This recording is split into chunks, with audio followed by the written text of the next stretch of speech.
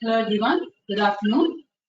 Thank you all for attending today's webinar on real-time application and testing with strategies. I'm Lakshmi from Trident Infosol. Before we go ahead with the session, I'll give you a brief intro on what we do. As I told you, I'm from a company called Trident Infosol. Our operation started in the year 2000.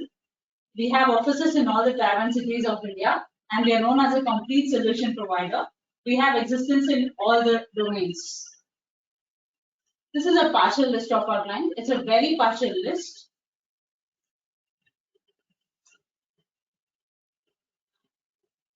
So as Trident, we have three business verticals: software, hardware, and manufacture. And I come from the software team. And our software products are divided into 5 different domains. So starting from the requirements, traceability, and product lifecycle, we are partnered with Rectify for the requirements management and traceability analysis tool called Rectify. We are partnered with NoMagic for your UML and SysML analysis, for ArgoSim for a tool called ArgoSim, and that is for your requirements in loop simulation. Generally, you would have heard about Hill, Mill, Sill, but this is RIL. And we are also partnered with Innovia for the product lifecycle management. That's for the PLM solutions.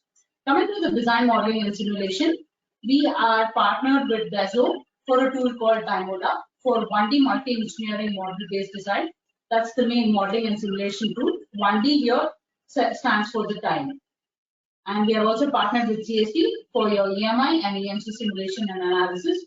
We are partnered with Airway for RAM Commander to find out the reliability, availability, maintainability, and safety of the system. We are also partnered with Modelon for all the domain-specific commercial libraries.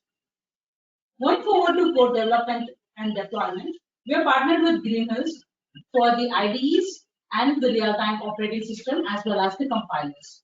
We are partnered with iSystem for the debuggers and WinIDEA. We are partnered with Dassault again for AutoSAR Builder for the open authoring and simulation tools. We are partnered with Disti for HMI solution, Core API for graphic processors, and Incron, the OEM which is responsible for today's webinar for all the advanced phase analysis.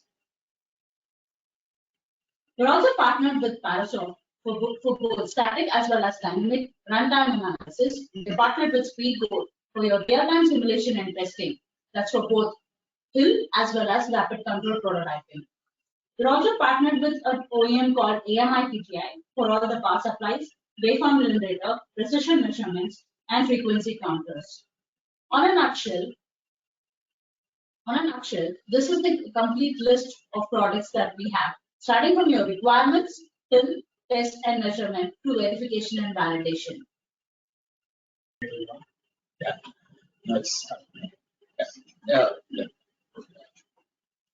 So hi, I'm Prashant here. So today I'll be explaining on real-time application testing strategies.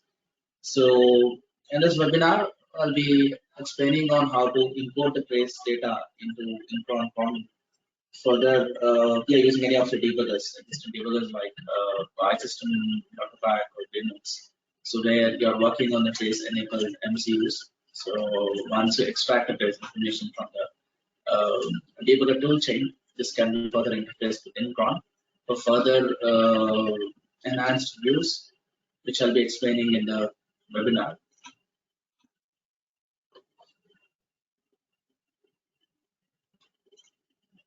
So this is just a quick agenda. Like I'll be introduced onto the toolchain. I'll just explain on what is Incron, and then I'll start with CronView. CronView is the topic for today's discussion. I'll be explaining on CronView. This is one part of the toolchain of Incron. Then basic technology understanding and why someone should use CronView. Then key features and how to import the trace data, which I'll be walking you through demonstration, and visualization of event chain, histogram, state diagrams. These are different is what you can get from CronView. Then time analysis, function profiling, setting requirement, and then the books. So what is the takeaway from Incron? So coming to Incron, it was founded in 2003 and it's headquartered in Germany. Yeah, they have the tool solutions for trace visualization analysis. You also can get a model-based simulation, worst-case analysis, and optimization. These are the further things like we have different models from in cron called as cronsim, cronval, and cronview. So today's discussion will be on cronview, as I said before. Whereas coming to the cronsim, it's a simulation tool which allows the design, simulation, verification of real-time embedded hardware. So where you can simulate the real-time requirements. For example, just like if you have some task which is executing at 10 milliseconds, and if you just want to cut short it for 8 milliseconds and see how it behaves, so such kind of simulations you can do it using Cronsim without using your actual hardware. So that's a good thing about the simulation part. Then you have a cronval to validate the same, where it can calculate the best and the worst case response times. And also the preemption and how you see a scheduler working, latencies, jitter, and how this is centralized by the OS. So everything can be validated from cronval.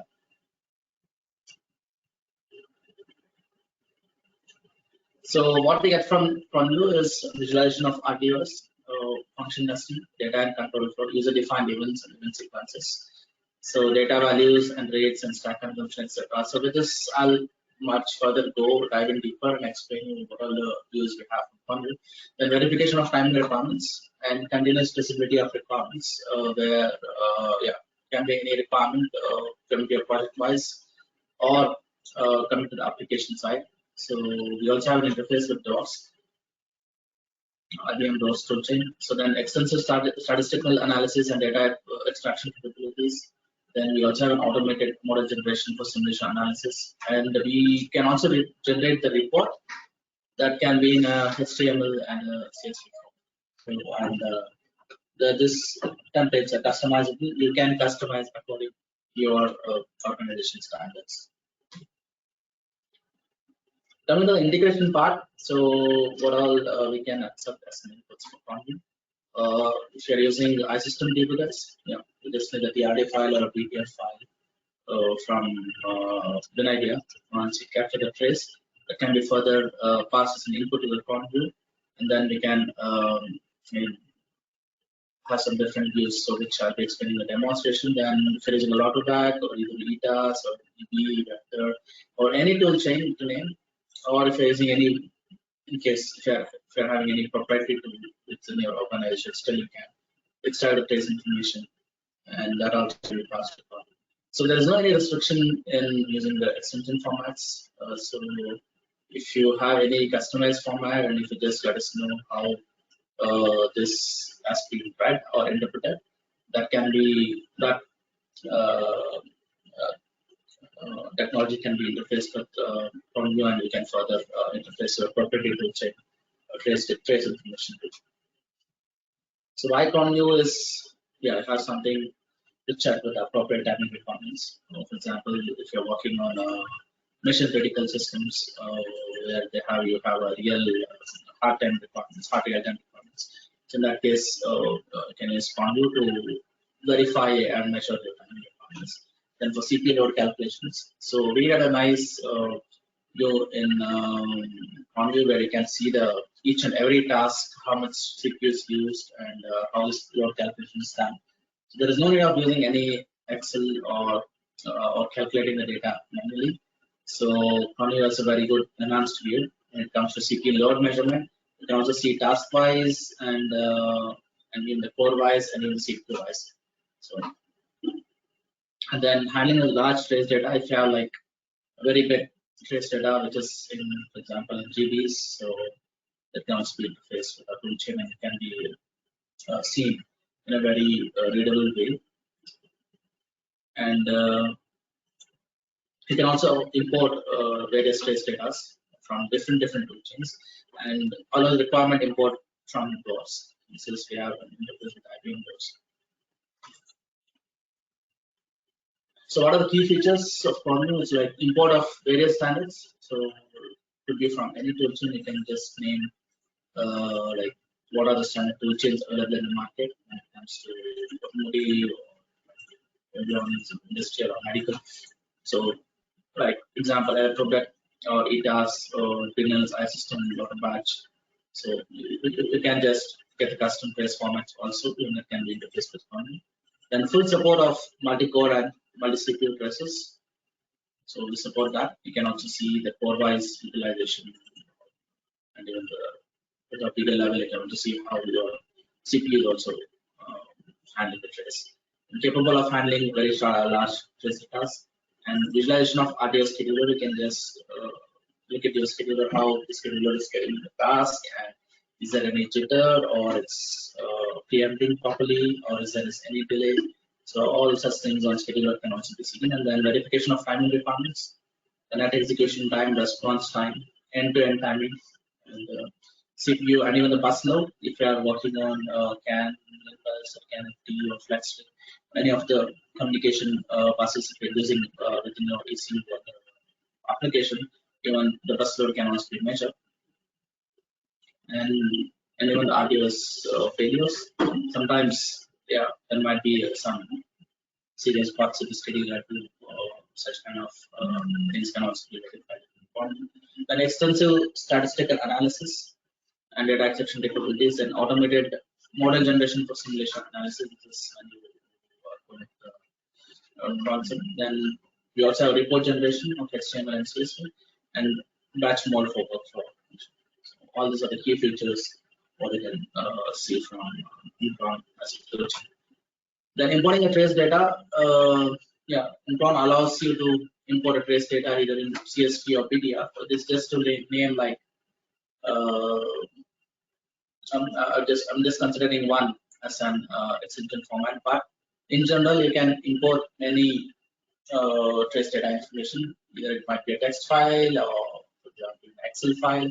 So there is no any limitation in importing the trace data format. But for today's demonstration, I'll be using the PDF format, which has been exported from one of the toolchain. Then Incron allows to import other format also. Yeah, this is it. So we need just three basic fields is required. So what are the three fields is timestamp, process, and action.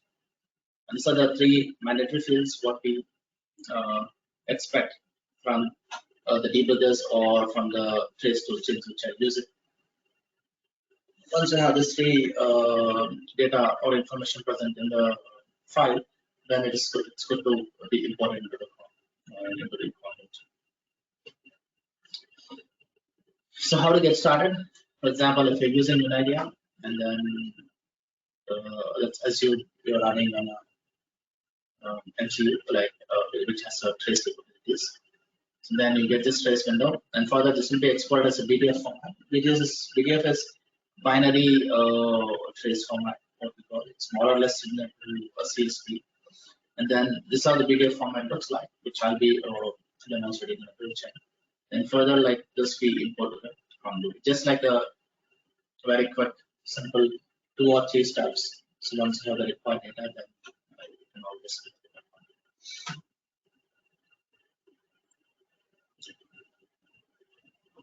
So once you import that, so then you can see here you can select the format and then the import file name, and then it will create a ISF.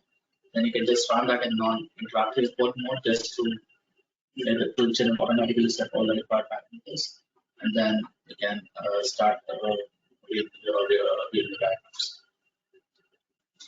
So coming to visualization, what we have is one thing we call as a state diagram. State diagram is we can see the different states, or we can visualize the different states of the OS, like operating system state for each task, and then the packets of communication buses.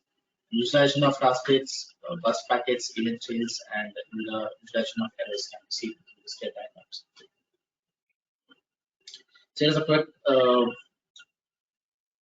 snapshot of state diagrams where you can see let's got one task, and you can see the color coding where you have this ready state, running state, dead state, and waiting state.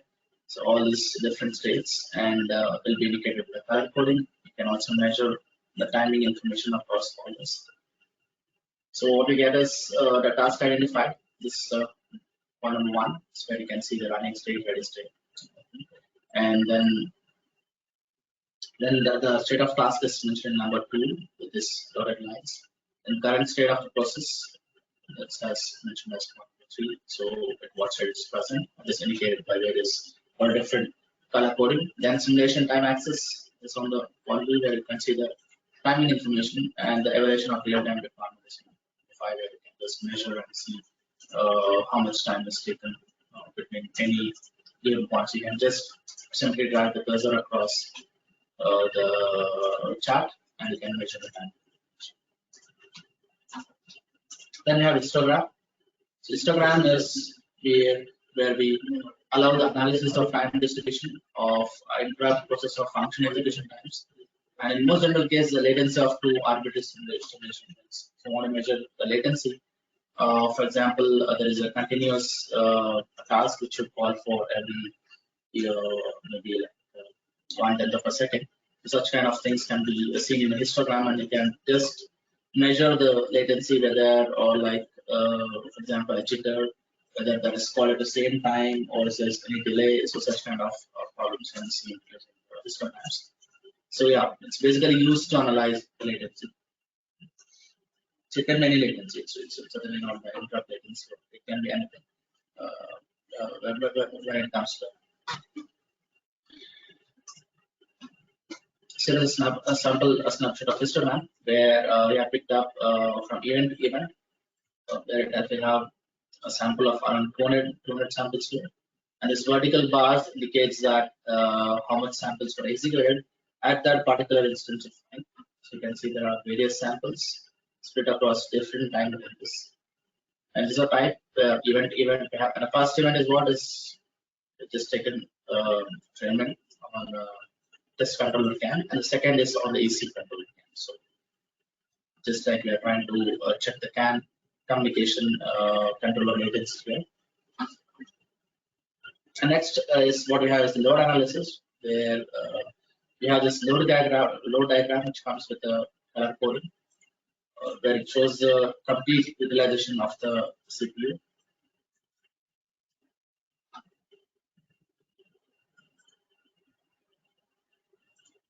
Yeah. So in load diagram, it will also show the number of individual process loads. This color code indicates that these are the different tasks or function, and along with that, it will also show the how much percentage of load is being consumed by each and every task.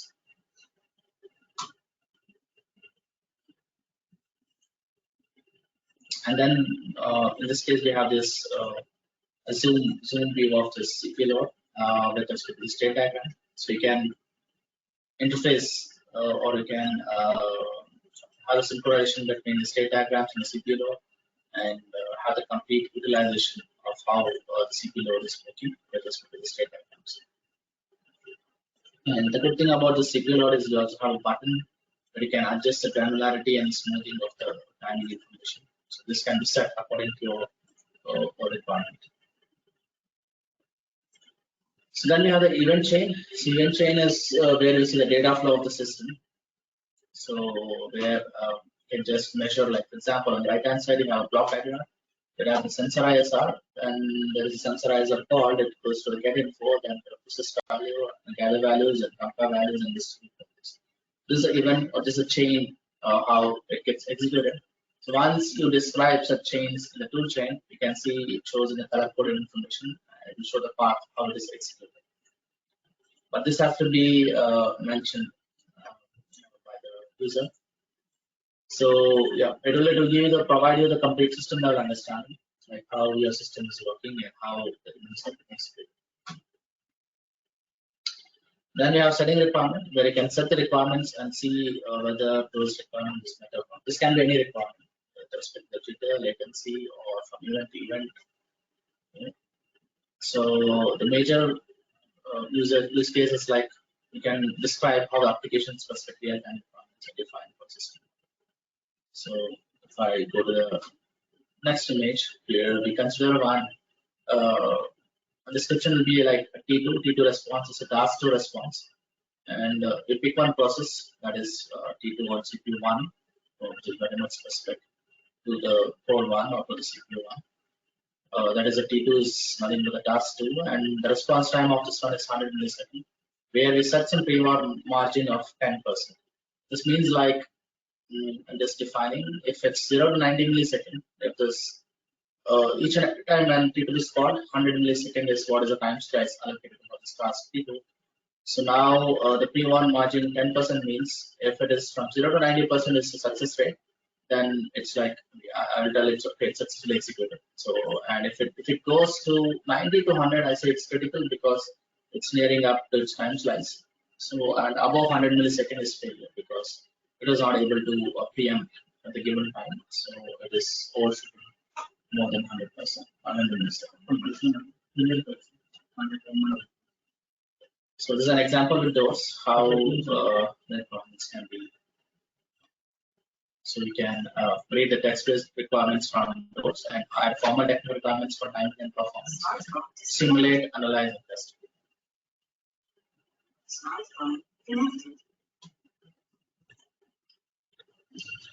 Then this is a timing data analysis. This is the complete statistics view what we have in front of you.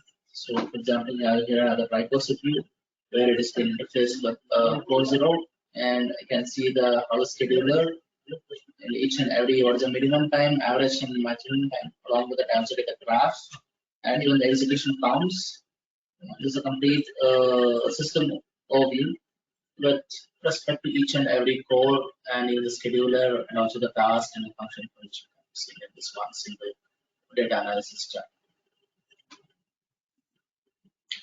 So next we have the function profiling. What you can see in function profiling is execution time, response time, and execution time profile, response time profile.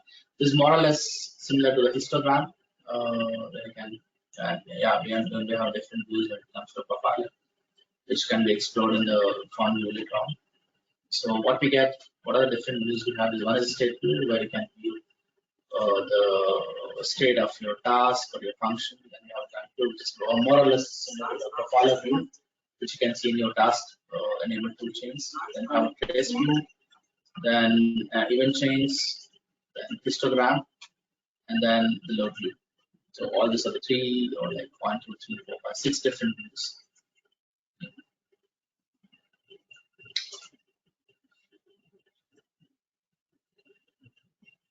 Then finally, so whatever the execution which has been carried out in Incron, that can be also be generated in the form of field port, so which can be in a HTML and CSV, fully customizable templates. The default, the default report format is HTML.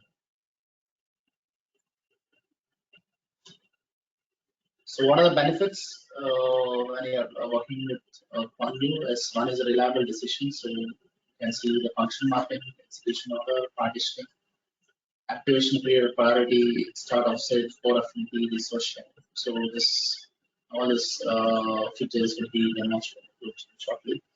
Then we also have a trace visualization where you can see the RTO states, and you see the function nesting, data values. So the each and every thing like that. The important thing is it also gets stack consumption. Then you also have efficient analysis and diagnosis. So it's CPU load, net execution time, so jitter and the latency. So all this timing information can be measured. So the convolution chain. Yeah, that's about the presentation part. So what I do now is I just quickly jump to the tool chain and then I can check it convolution.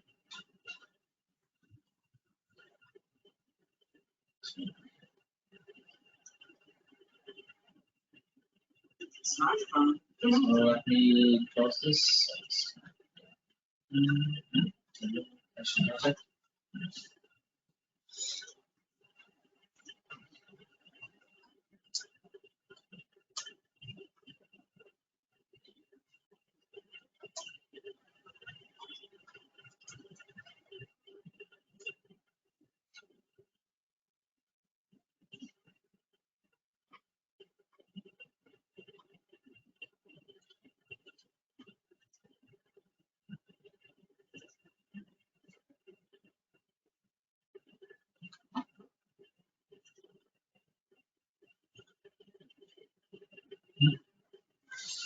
Okay.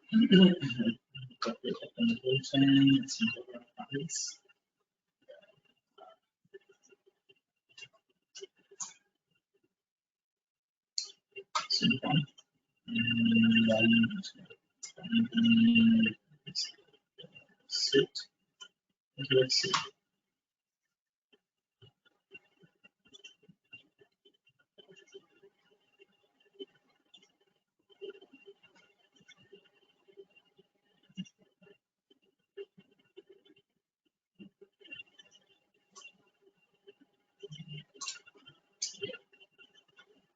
Go to file and then import the CSV trace. Let's import the trace format.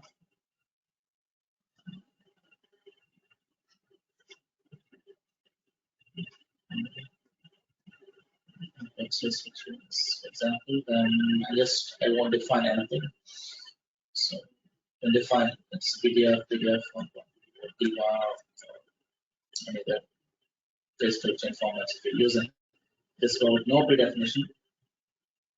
And I just this demo trace button for me. Now this is being converted out to trace file within the ISF format. I just click on next.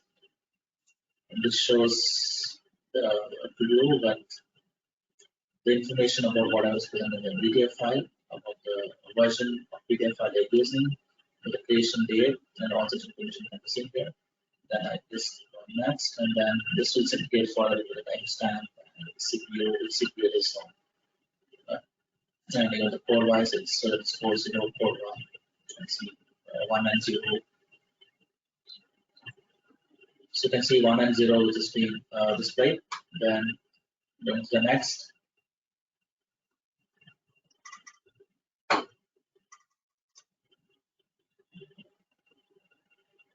Okay. So now you can see the name of the task and then the type. It's a task for a function that can segregate it here. The priority and activation limit is CPU resource. So I'll just click on next here. Now this is being the task state model which can be seen in the conview. This is like more or less similar to the any task state and ISR model which can be seen in the OS world. Then I just click on finish. Then the trace import starts. Just like within few clicks, you can just get to this window. So once you have the proper trace file format, so like the import takes just within a few minutes, you can have this import done. This is been done. You can zoom this one. So this is by default, it opens in the state diagram mode, and then I can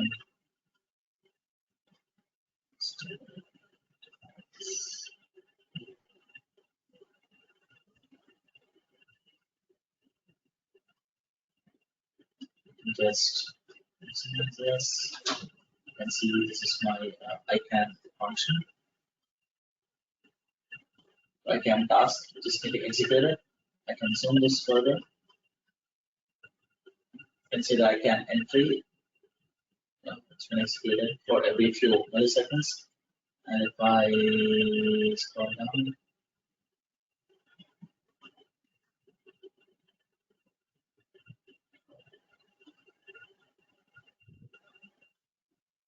this is my 5 millisecond task entry. And then this should be my 10 millisecond task entry. After 5, then the 10 millisecond enters. Then my 20 millisecond task will enter. So as you can see, the different tasks getting executed at different point of time along with that. So you can just drag and drop the cursor, like just on right click, and you can see how you can measure the time. That's like how much millisecond is taken by this timelines. So here you can see the simulation time. This is for this trace file is run around for 10 seconds. Then we have different views. Just for diagrams. Just go with the histogram. So the histogram, as I said before, we can measure the latency time. I'll just go with the type. You can just mention a different type of like cross latency or event or event chains. It just depends on what I want to measure. I'll just go with event. Just take 2 endpoints. Just go to selection. Let me go with I can just go to scan function, scan task, just go to the entry, just go to select, and just accept. I can Yes. And then I just update this. And now you can see the histogram. Now it's showing almost 10,000 samples because this has been called very often. And if you go for each and every bars, it will show you like out of 10,330 samples, that is 3.3% has been executed in this time from 60 microsecond to 62.5 to somewhere around 62 microseconds. So like this, you can see in histogram the latencies of each and every sample which has been called. This I can enter and exit. So this is like if you have many samples, like for example, this case I have 10,000, or you might be having 20,000, 50,000 or lakhs of samples that's good, which is been called often. So for such things, you can see the latency rates like within prescribed limit, or if it's overshooting, or if it's some part. So all these things can be seen easily. And after this, what we have is again the diagrams, and I can show the load diagram. I can see the load shared by the CPU. That's from core 0, core 1, and just show the entire CPU load. This set the granularity, like here, smoothing steps, I just mentioned as 10, and then apply fault diagrams. Now I can see the load, and this is for each and every task. Just click on that. It will show like, okay, 20 milliseconds, the load is 26.9%, which is almost, you can just measure the load by the highest would be like 30%, somewhere, it's 30%. So this is of task C1, that's on the core 1 of 20 millisecond task. Again, this will show for 10 milliseconds, and this is the other one. It's for the scheduler load, and this is for 20 millisecond load on C0, and like this you can get different measurements. Or the right hand side, you can see the color coding of so what color is being taken by each and every task. And you can also adjust the smoothing and the granularity according to the requirement. So this is like you get the entire CPU load in one single tab, one single view. So after this, what we have in the next one is then I can go to the requirements.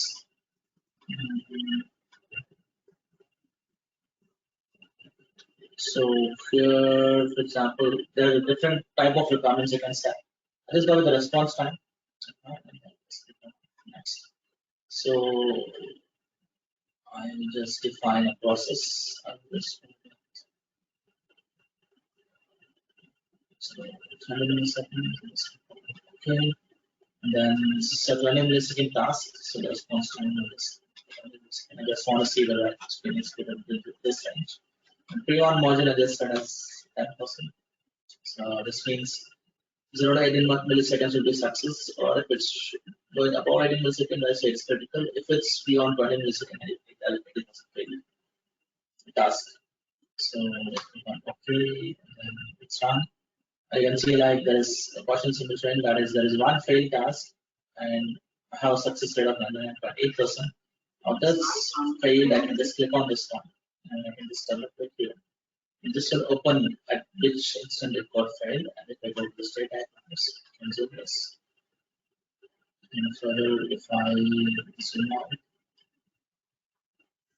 you can see now. So this is the 20.58 milliseconds. At this particular instance, so the task millisecond, 20 millisecond entry is here, but exited quite late, just taken 0.58 milliseconds extra, which is being in the fail category. So such things like, because this has to be preempted at 20 milliseconds exactly, but there is some bug in the application or in the scheduler itself where it is taking some execution. Such kind of the response time evaluations can be performed easily.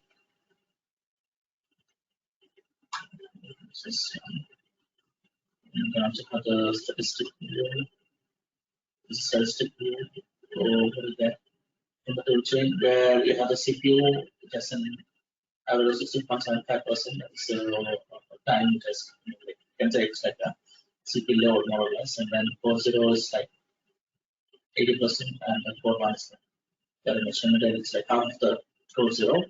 And this is here you get idle time, and when it comes to schedule, you can see the time taken by each and everything. I can estimate almost 10% of the time, and you also get the net execution time and rush time. If you just click on this, you get this graph which can be saved for the analysis within this time scheme, and with how much sample is being explained. Just like a histogram view, what you saw, more or less similar to that. Where it shows the entire VOC samples and the disconnected.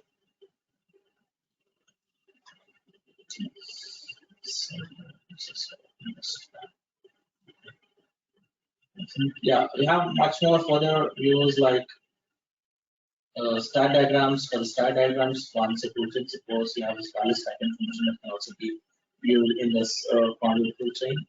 And then the function nesting diagrams and sequence diagrams. So we have different modes which can be analyzed. So, yeah. Any questions so far?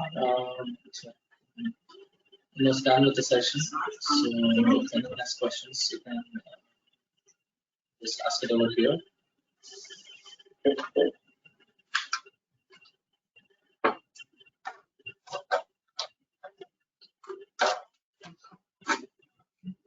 Yeah. So there's one question like, does Conview support the plot of markers in time? Yeah. So like string of events, so which has happened during login user events, yes, anytime. So does Conview support Python module? Yes, it supports. And there's one more question. So there is one question on integration with AutoCAD Trace32. So the process of how to use import to use that. Is it possible to share or store the configuration for which imports? So yeah, first question, yes. So no need to report the import assignation for task ISRs or priorities. So there is no need of repeating. Then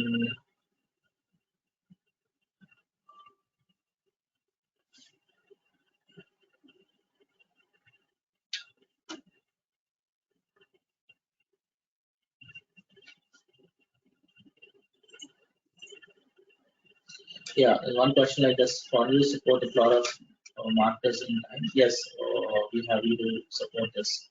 So where you can also have a plot and the markers, and where you can plot for a specific task and can measure the timing information.